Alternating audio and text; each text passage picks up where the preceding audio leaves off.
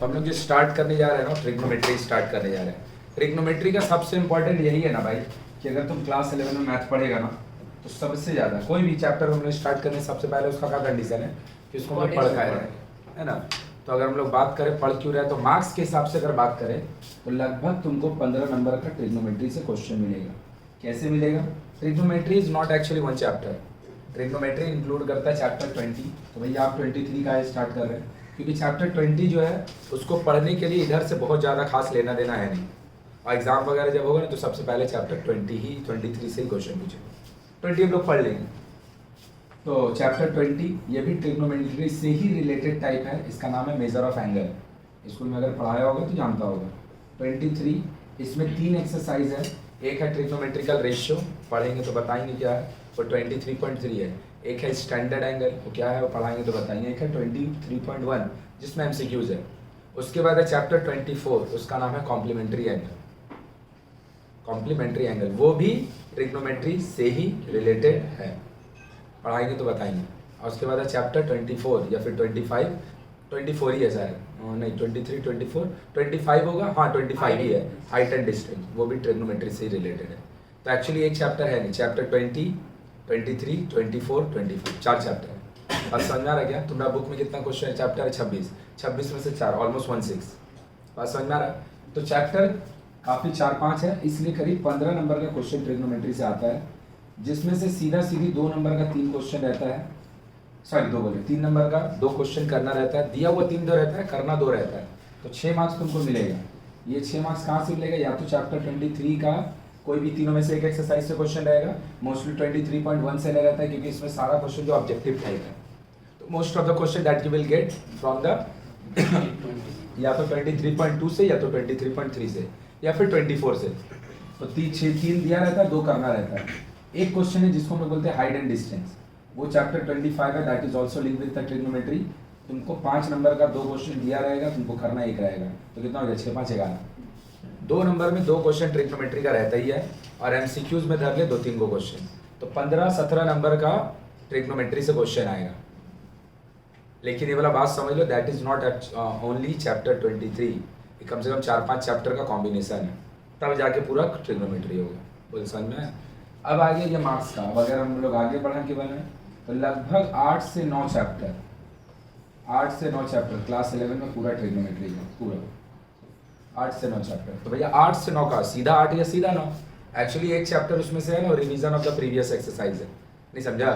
तो अभी का रिवीजन रहता है, तो उसको हम लोग चैप्टर में काउंट नहीं करते, पढ़ा देते बताते नहीं है, मतलब वो काउंट नहीं करते हैं। तो इसीलिए 8 या 9 चैप्टर तुमको ट्रिग्नोमेट्री का मिलेगा क्लास 11 में। और क्लास 12 में जब तुम जाएगा तो लगभग 10 से 15 ऐसा चैप्टर होगा जहाँ पे ट्रिग्नोमेट्री डायरेक्ट तो नहीं होगा। डायरेक्ट ट्रिग्नोमेट्री का मतलब कि डायरेक्ट ट्रिग्नोमेट्री का चैप्टर ही है नाम डाल के, नहीं, चैप्टर्स पे यूज होगा, और इतना भयंकर यूज होगा ना, इतना भयंकर कि कुछ बोलने का नहीं। क्लियर है ना? तो आगे का हिसाब से तो बहुत इंपॉर्टेंट है मार्क्स से ज़्यादा, अगर तुमको आगे मैथ लेके कंटिन्यू करना। क्लियर है कि नहीं है? That is the importance of trigonometry का। अपन लोग ट्रिग्नोमेट्री पढ़ें क्यों? बोल क्लियर है? अब अगर हम लोग ट्रिग्नोमेट्री का बात करें तो बहुत सहज है, बस नया थोड़ा सा वो चीज़ इंट्रोड्यूस होता है, स्कूल में थोड़ा बहुत बताता है, समझ में नहीं आता तो बौखलाने लगता है। हम लोग एकदम धीमे धीमे पढ़ेंगे, समझ जाएंगे सर, और तुमको फिर इजी लगने लगेगा ये। देख, तो सबसे पहले अगर हम लोग बात करें कि ट्रिग्नोमेट्री नाम जो है ना, नाम में ही डेफिनेशन है, नाम में ही डेफिनेशन। ट्राई का मतलब होता है 3, ट्रिगोन का मतलब होता है साइड, और मेट्री का मतलब होता है मेजरमेंट, मेजर करना। ट्राइगोन मेट्री बोलते हैं इसको, ट्रिगोनो नहीं बोलते, ट्राइगोन मेट्री। तो ट्राई माने 3, गॉन माने साइड, मेट्री माने मेजर। हमको क्या करना है? 3 साइड वाला फिगर का मेजर करना है। तो 3 साइड वाला फिगर कौन है? ट्राइंगल। 3 साइड वाला फिगर कौन है? ट्राइंगल। तो हमको क्या करना पता है? इस चैप्टर में ट्राइंगल का मेजरमेंट करने सीखना। ट्राइंगल का मेजरमेंट में क्या है? 2 ही चीज़ तो ट्राइंगल का होता है, या तो ट्राइंगल का साइड होता है या ट्राइंगल होता है। तो ये चैप्टर हम लोग कहाँ सीखने वाले हैं कि अगर किसी ट्राइंगल का आपको साइड पता है तो आप मेजर करके उसका एंगल बता दोगे, अगर आपको एंगल पता है तो मेजर करके साइड बता दोगे। और यहाँ पे कोई कंडीशन है कि कौन सा ट्राइंगल का बात हो रहा है, कौन सा ट्राइंगल, मतलब 3 साइड वाला तो है, 3 साइड वाला ट्राइंगल तो होता है, लेकिन ट्राइंगल तो कई तरह का होता है, equilateral triangle, isosceles triangle, scalene triangle, right angle triangle, obtuse angle triangle, acute angle triangle, है ना। तो उसमें से आप किस पे बात करिएगा? तो भैया ट्रिग्नोमेट्री किसी भी फिगर पे लग सकता है, कोई भी टाइप ऑफ ट्रायंगल पे लग सकता है, इवन किसी भी फिगर पे भी लग सकता है, रेक्टेंगल, पेंटागन, कहीं पे भी लग सकता है। अपना सिलेबस में राइट एंगल ट्रायंगल का ऊपर ही खाली ट्रिग्नोमेट्री अप्लाई करना। नहीं समझा? Trigonometry can be applied in any triangle, any figure. Quadrilateral में भी अप्लाई हो सकता है, वो पेंटागन में भी अप्लाई हो सकता है। खाली लाइन टैन टैन हमको ट्रायंगल बनाना है। मतलब क्या भैया, अगर तुम रेक्टेंगल ले लिया तो बोलेगा इसमें हम ट्रिग्नोमेट्री कैसे लगाएं? सही बात है, क्योंकि ट्रिग्नोमेट्री 3 साइड वाला के लिए बना। अगर हम झट से ऐसे डायगोनल बना दें, अब 2 ट्रायंगल ही बन गया। अब ट्रायंगल, रेक्टेंगल में भी ट्रायंगल का फॉर्मेशन करके ट्रिग्नोमेट्री अप्लाई कर सकते हैं। ट्रायंगल बनेगा, चाहे अप्लाई आप किसी फिगर पे करो, अप्लाई किसी भी फिगर पे करो, ट्रायंगल वहां बनना चाहिए। चाहे तो फिगर ही ट्रायंगुलर हो और चाहे तो आप लाइन टान के ट्रायंगल का फॉर्मेशन कर लो। और अब आसान में के ऊपर जा रहा है, एकदम डेप्थ में समझेंगे, एकदम ध्यान से। तो किसी पे भी अप्लाई कर सकते हैं। हम लोग का सिलेबस में सिर्फ राइट एंगल ट्रायंगल पे ट्रिग्नोमेट्री है, सिर्फ राइट एंगल ट्रायंगल। बोलो आया कि ऊपर सीखिए। और ट्रिग्नोमेट्री का यूज किया जब आगे पड़ेगा भैया, ऐसा हर जगह जहां पे एंगल बन सकता है वहां पे ट्रिग्नोमेट्री अप्लाई हो सकता है। ऐसा कोई भी जगह जहां पे ट्रायंगल बन सकता है वहां पे ट्रिग्नोमेट्री अप्लाई हो सकता है। जैसे अगर हम मान ले कि हम बोल रहे हैं मेरा घर का सामने एक बिल्डिंग है, हम यहाँ पे खड़े हैं, तो मेरे से बिल्डिंग कितना दूर है? बिल्डिंग का कुछ हाइट होगा। अब बिल्डिंग का अगर हमको टॉप को देखना है तो मेरे को हाथ कैसे उठाना पड़ेगा? तो तुम खुद से ही सोच के देख, ये तुम आपसे बिल्डिंग से, ये आपका बिल्डिंग से दूरी है, सही है? बेस का काम कर देगा, अभी हम लोग पढ़ेंगे। मेरा जो दूरी है, जो हाइट होगा बिल्डिंग का, वो परपेंडिकुलर, जैसा बीएफ का अभी हम समझाएंगे, परपेंडिकुलर बेस और पहचानने भी सिखाएंगे।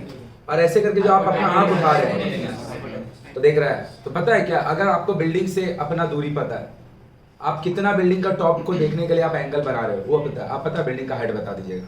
बिल्डिंग का अगर हमको बिल्डिंग का हाइट पता है, अब बिल्डिंग मेरे से कितना दूर है बता पता है, तो हम पता है क्या बता देंगे कि बिल्डिंग को टॉप को देखने के लिए कितना एंगल बनेगा।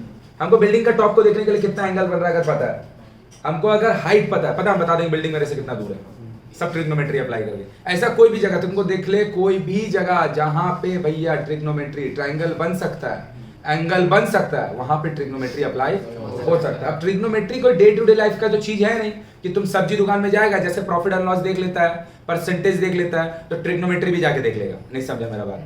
ट्रिग्नोमेट्री को डे टू डे लाइफ में देखने की चीज नहीं कि घर से निकले ट्रिग्नोमेट्री देख ले। जैसे मिक्सचर चैप्टर, तो भैया खुद भी जाएगा, एक 20 रुपया वाला 3 kg चावल लाएगा, 50 रुपया वाला 2 kg चावल लाएगा, तो 50 रुपया वाला 2 kg लाएगा तो 100 रुपया दाम होगा, 20 रुपया वाला 3 kg लाएगा तो 60 रुपया का, दोनों मिला के हुआ 5 kg। अब पैसा कितना लगा? 160। 160 को 5 से डिवाइड देगा, तुम्हारा चावल का जो दाम होगा मिलाने के बाद 32 रुपया पर केजी हो जाएगा। कितना हो जाएगा?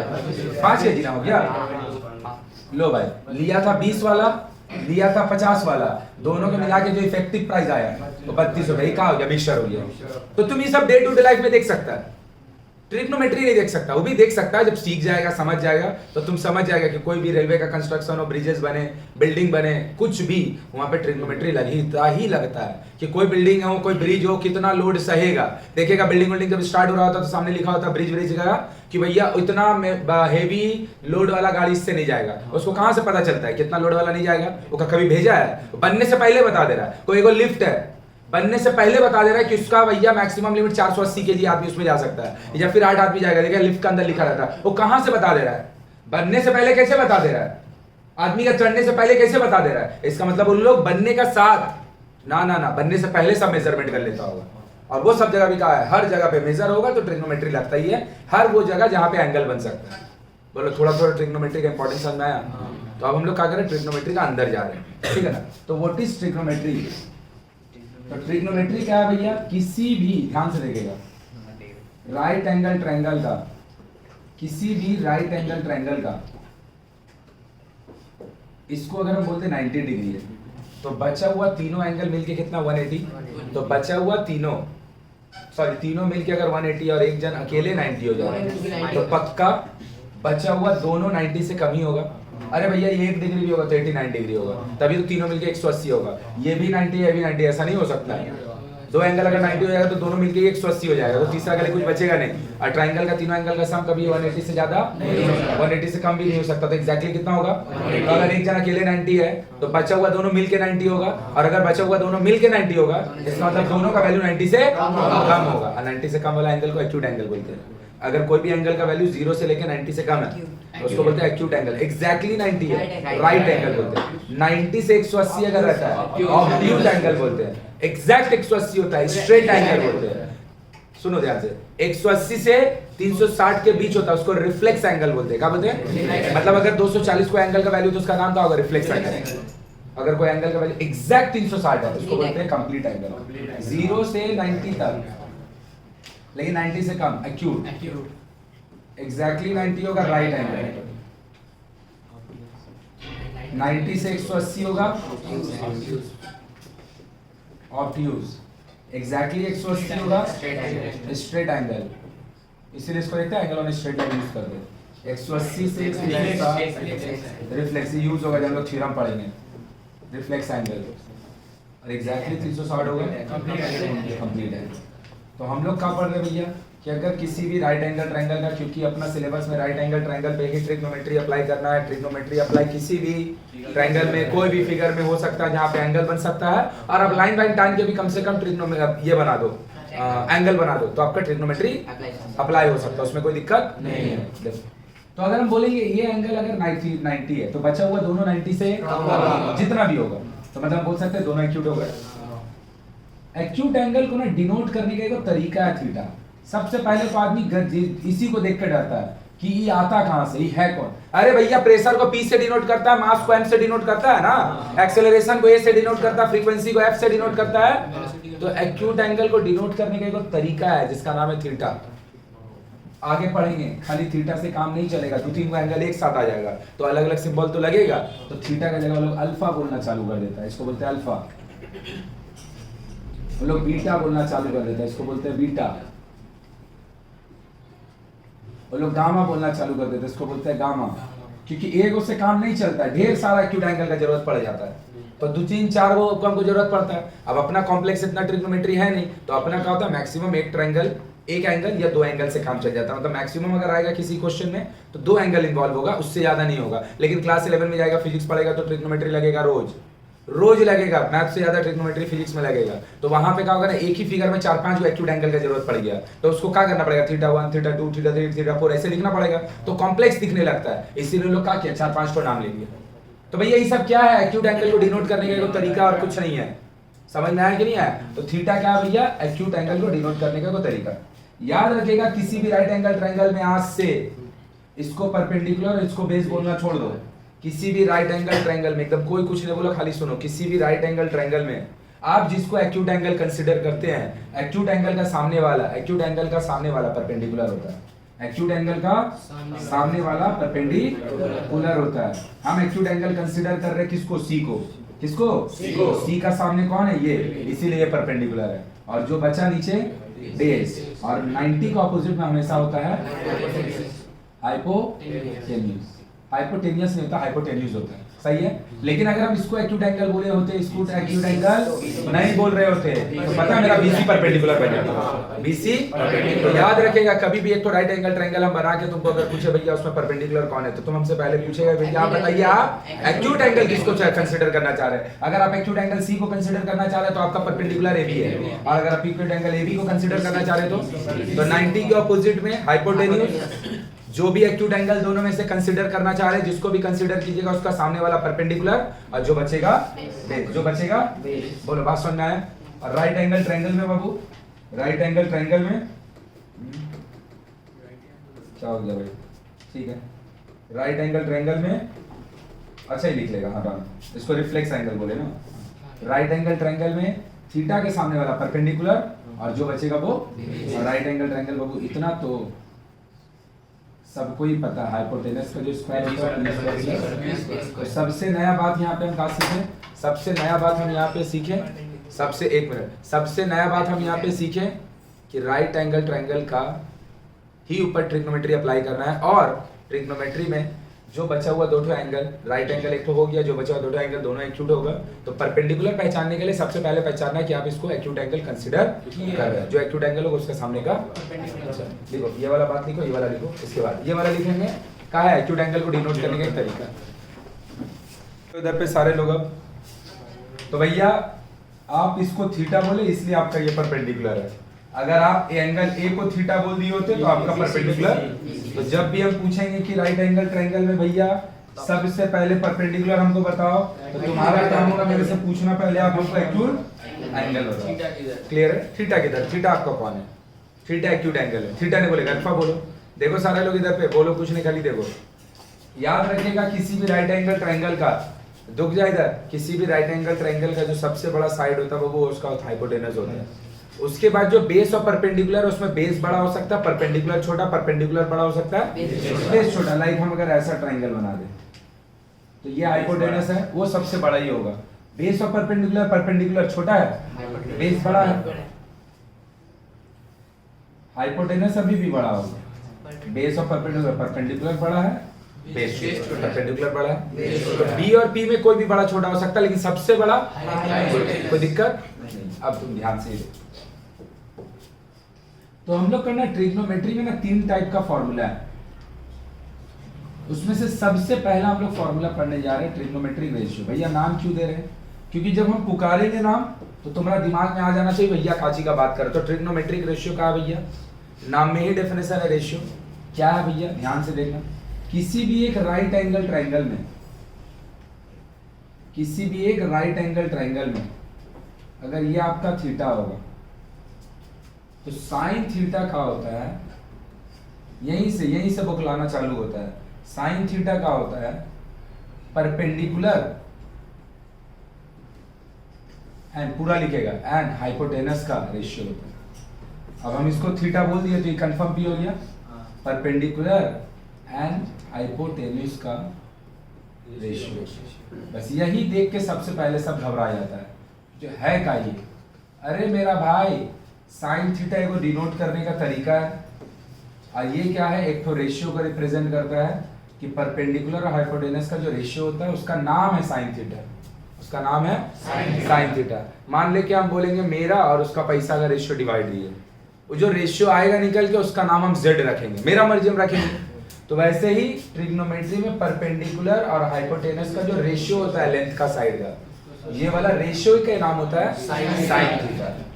इसमें से याद रखिएगा साइन का पूरा नाम SINE होता है, लेकिन जब आप एक्यूट एंगल लिखते हैं ना तो लास्ट का ई ले लिखना पड़ता है। मतलब if I want to write only sine SINE तो पूरा साइन है, लेकिन जब हम लोग उसमें एक्यूट एंगल नहीं बैठाए ना, जब हम लोग एक्यूट एंगल बैठाते हैं तो लास्ट का ई को हम लोग एलिमिनेट कर देते हैं। तो हमसे कोई पूछेगा व्हाट इज साइन थीटा? भैया sine theta is the ratio between perpendicular and hypotenuse in a right angle where theta is the acute angle। हो गया बात खत्म। साइन थीटा क्या? राइट एंगल ट्रायंगल में हाइपोटेनस, परपेंडिकुलर और हाइपोटेनस का ratio है। किसमें? राइट एंगल ट्रायंगल में, जहां पे थीटा एक एक्यूट एंगल का काम कर रहा। बात खत्म। और क्या? कुछ नहीं। बोलो बात समझ में आया? तो भैया साइन थीटा का हो गया परपेंडिकुलर बाय हाइपोटेनस। अब आया दूसरा, दो, इसको हम लोग बोलते हैं कॉस थीटा। कॉस थीटा का पूरा नाम है कोसाइन। अभी हम बताएंगे, कॉस का पूरा नाम है कोसाइन, पूरा लिखते जाएंगे साथ में। जब हम लोग एक्यूट एंगल बैठा देते हैं, अगर हम बोलेंगे कोसाइन, कोसाइन, कोसाइन पूरा नाम है, लेकिन जब इसमें एक्यूट एंगल बैठा देते हैं तो ये तीनों नहीं दिखाते, तो ये होता है कॉस। तो भैया कॉस थीटा क्या है? बेस और परपेंडिकुलर का रेशियो, सॉरी बेस और हाइपोटेनस का रेशियो। हो गया, बात खत्म। तो what is cos theta? cos theta is the ratio between base and hypotenuse, base and hypotenuse. बात खत्म। अब आता है tan, tan थीटा, जिसका पूरा नाम है टेंजेंट, टेंजेंट। तो tan थीटा, tan थीटा क्या है? इज द रेशियो बिटवीन, तुम लोग पूरा लिखेगा, perpendicular by base, perpendicular by base. तो sin theta is the ratio between perpendicular and hypotenuse base. cos theta is the ratio between base and, हमसे कोई आगे पूछो व्हाट इज tan थीटा? भैया पूरा ट्रिग्नोमेट्री पढ़ लिया, tan थीटा का डेफिनेशन बोलेगा सब खुश, तो ट्रिग्नोमेट्री कुछ पढ़ा ही नहीं।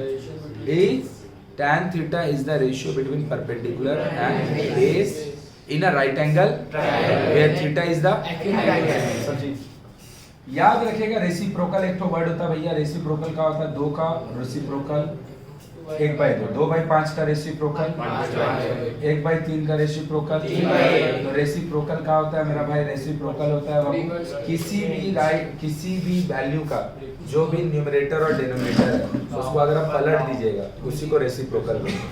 तो याद रखना साइन थीटा का रेसिप्रोकल होता है कोसेक थीटा। तो ये क्या हो जाएगा पता है? ये अगर p/h है तो ये होगा h/p। तो हमको क्या याद रखना है? कोसेक थीटा का रेशियो ना, एकदम नहीं। हमको याद रखना है साइन थीटा होता क्या है? p/h। और साइन थीटा का अभी 2-4 क्वेश्चन बनाएंगे तो याद हो जाएगा। और साइन थीटा का उल्टा होता है कोसेक थीटा, तो हो गया h/p। और कोसेक का पूरा नाम है कोसेक्शन। कॉस थीटा का रेसिप्रोकल होता है सेक थीटा। कॉस थीटा का रेसिप्रोकल सेक थीटा। तो ये होता है b/h, b/h ना रेसिप्रोकल h/b। और हमको याद क्या रखना है कि भैया सेक थीटा का रेशियो का होता है? नहीं, हमको याद रखना है कि सेक थीटा किसका रेसिप्रोकल है? कॉस का। कॉस सबको याद होना चाहिए, साइन कॉस टैन याद होना चाहिए, और कौन किसका रेसिप्रोकल है ये याद होना चाहिए। तो ये क्या हो जाएगा? सेक थीटा h/b, और इसका रेसिप्रोकल होता है कॉट थीटा। क्या है? Cot theta. ये है p/b, b/h। ये क्या हो गया? b/b। और कॉट का पूरा नाम है कोटेंजेंट। क्या नाम है? मतलब आप बोलना क्या चाह रहे हैं? हम बोल रहे हैं अगर हम खाली कोसाइन लिखें इसका कोई मीनिंग नहीं होता, कुछ नहीं। जब तक किसी भी ट्रिग्नोमेट्रिक रेशियो का नाम के साथ आप एक्यूट एंगल नहीं बैठाएंगे उसका कोई मतलब नहीं होगा।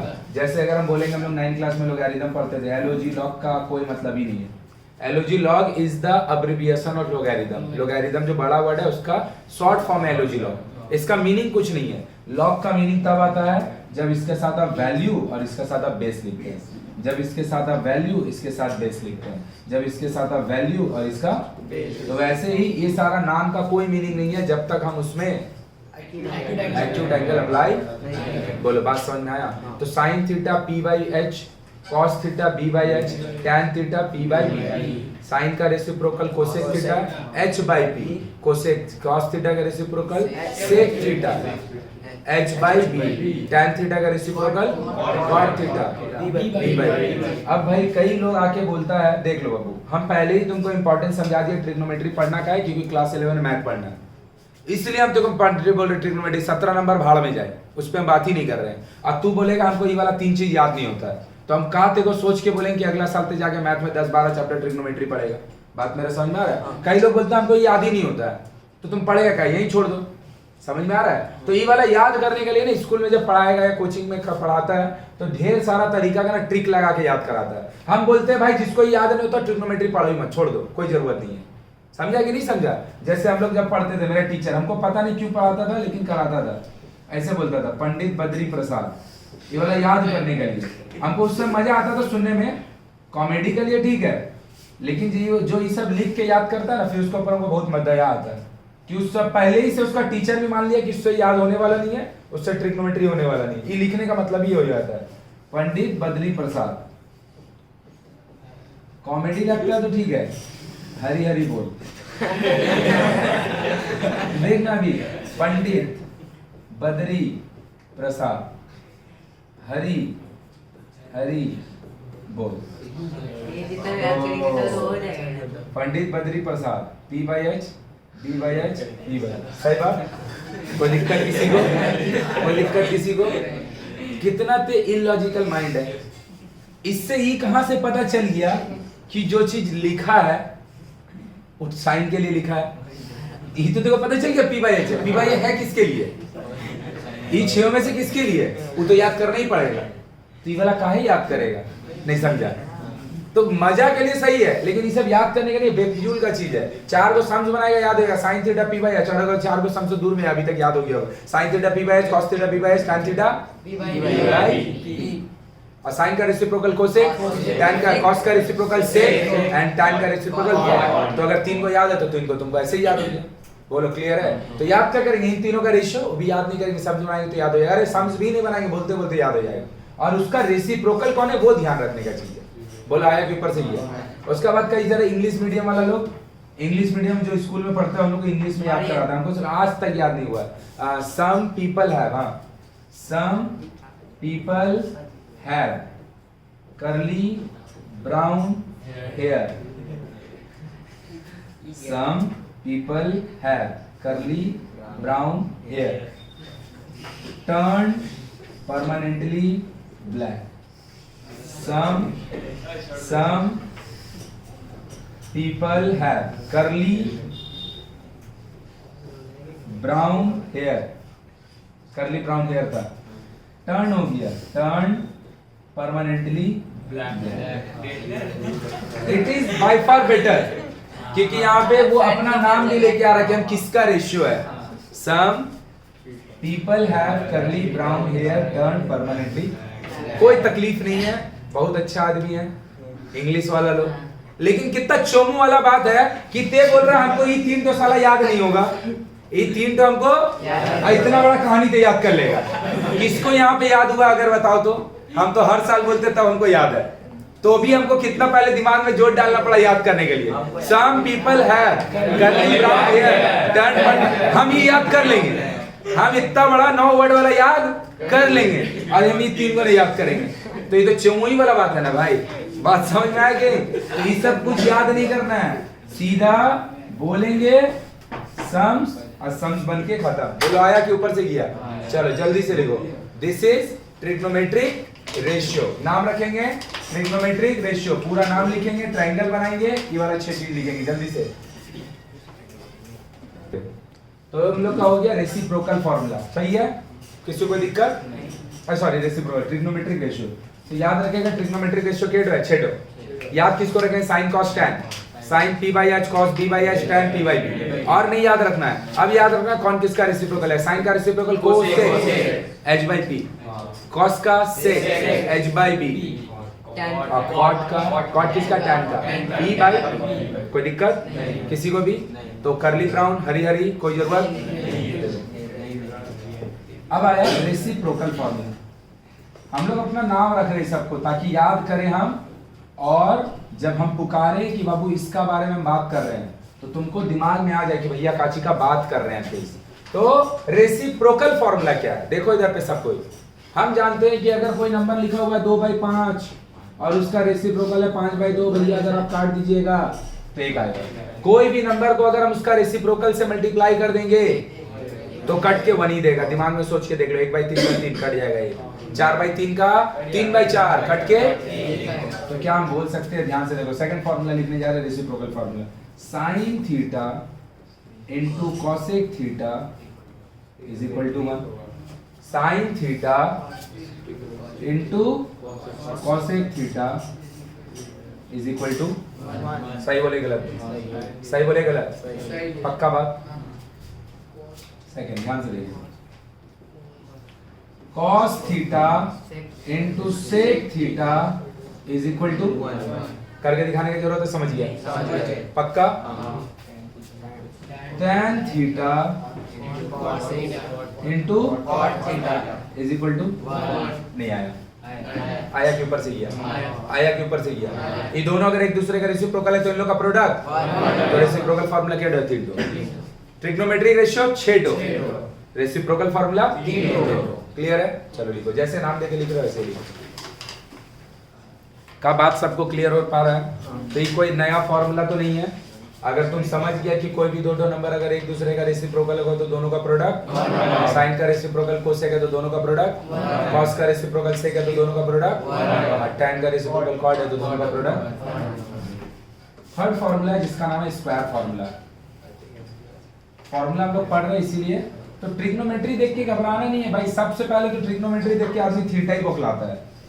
नहीं समझा? अरे थीटा एक एक्यूट एंगल को डिनोट करने का तरीका. तुम थीटा मत लिख, तुम 12 डिग्री लिख, तुम 15 डिग्री लिख, तुम 88 डिग्री लिखो, तुम 20 डिग्री लिखो, तुम 50 डिग्री लिखो. वो डिनोट करने का एक तरीका है. जब पूरा नाम लिखते तो ऐसा है नहीं लिखते. जब थीटा उसमें बढ़ा देते तो ये हटा देते. कॉस में अगर पूरा नाम लिखते तो कोसाइन लिखते हैं, जब अगर थीटा हटा देते हैं तो कॉस थीटा लिखते हैं. cos theta is the ratio between base and perpendicular, base and hypotenuse in a right angle triangle where theta is an. हो गया बात खत्म. और क्या? cos theta कोई हाथी घोड़ा थोड़ी है. अब आए square formula. sin square theta plus cos square theta, इसका वैल्यू 1 होता है. Sine square theta plus cos square theta, इसका वैल्यू मतलब अगर आप साइन में भी स्क्वायर कर दिए कॉस में भी स्क्वायर कर दिया, दोनों में सेम एंगल दीजिए, दोनों में सेम एंगल दीजिए, उसका रिजल्ट 1 होगा। बोलेगा हम नहीं मानते, हमको प्रूफ करके दिखाते, प्रूफ करके दिखाते हैं। साइन थीटा का वैल्यू क्या होता है p/h, हाँ या ना, और अगर स्क्वायर है तो माथा में स्क्वायर दे दीजिए। कॉस थीटा का वैल्यू होता है b/h, अगर माथा में स्क्वायर है कोई दिक्कत, तो क्या होगा ये p², क्या होगा ये b² अगर हम दोनों का h² ले ले एलसीएम, p² प्लस b² का वैल्यू होता है h²। अरे भैया पाइथागोरस राइट एंगल ट्रायंगल में p² और b² दोनों का सम पक्का, तो ये दोनों भाई को हटा दिए, उसका जगह पे लिख दिए बाय। लो भैया, तो भगवान जी फॉर्मूला नहीं लिख के भेजा है, sine square theta plus cos square theta is equal to 1, तो भगवान जी ने लिख के भेजा है, ये होता है और हम प्रूफ करके निकाल सकते हैं। बोलो क्लियर है? Second sine square theta plus cos square, देखो इधर sec square theta minus tan square theta is equal to 1, sec square theta minus tan square theta is equal to, proof करके दिखाइए, हम नहीं मानते, हम बोला प्रूफ करके दिखा दे भैया। सेक थीटा कभी याद नहीं करेगा, सेक का रेसिप्रोकल कॉस, कॉस को याद करो b/h, क्या चीज b/h, तो सेक का हो जाएगा का माइनस टैन तो याद है p/b का एलसीएम ले लीजिए h² माइनस p², दोनों का एलसीएम h² माइनस, भैया अगर आपको आता है तो h² इज इक्वल टू होता है p² प्लस, हाँ या ना, p को लेफ्ट में लेके चलाइए, p को तो उसका वैल्यू क्या, ये दोनों भाई को हटा के हम पक्का लिख दें b², इसे हम प्रूफ लिख रहे हैं, एग्जाम में सब प्रूफ थोड़ी आएगा, समझाने के लिए लिख रहे हैं कि आप sec square theta minus tan square theta 1 लिखिएगा, हम नहीं मानते, हम प्रूफ करके दिखा तब तो मानेगा। बोल क्लियर है? थर्ड कोसेक स्क्वायर थीटा, ये सब यूज होगा, cosec square theta minus cot square theta equal to 1, cosec square theta minus cot square equal to, ये तुम्हारा काम है, अभी तुम प्रूफ करेगा। तो क्या हो गया, स्क्वायर फॉर्मूला काहे नाम दिया, क्योंकि देख सारे में ना स्क्वायर है, सारे में रेसिप्रोकल में, देख रेसिप्रोकल को यूज कर रहे हैं, ट्रिग्नोमेट्रिक रेशियो वाले हम ट्रिग्नोमेट्रिक रेशियो को सब देख रेशियो लिखे, ट्रिग्नोमेट्रिक रेशियो सब कोई स्क्वायर में, स्क्वायर फॉर्मूला, दो तो रेसिप्रोकल को मल्टीप्लाई करके 1 बोल रहे हैं। आ रहा मेरा बात समझ, बस खाली याद रखेगा स्क्वायर फॉर्मूला में एगो प्लस में, बाकी दोनों sine square theta plus cos square theta, sec square theta minus tan square theta, cosec square theta minus cot square theta, ये वाला अपने प्रूफ करना है। बोलो कोई दिक्कत है? अब आया लास्ट, इसके साथ ही फॉर्मूला खत्म पूरा सब चैप्टर के लिए, फॉर्मूला इकट्ठा लिख रहा है इसीलिए एक बार में बता दे रहे। क्वोशिएंट, क्वोशिएंट का किसी को स्पेलिंग आता है भाई? क्वोशिएंट यही होता है QUOTI,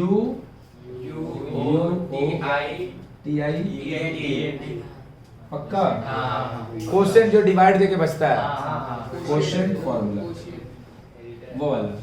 तो क्वोशिएंट फॉर्मूला क्या होता है, लास्ट फॉर्मूला, इसके बाद नहीं लगेगा और कुछ नहीं लगेगा, sine theta by cos theta, इसका वैल्यू टैन थीटा होता है, मतलब आप साइन थीटा को कॉस थीटा से डिवाइड कीजिएगा तो इसका रिजल्ट जो होगा, हम नहीं मानते, हम बोल रहे हैं प्रूफ करके दिखा दें।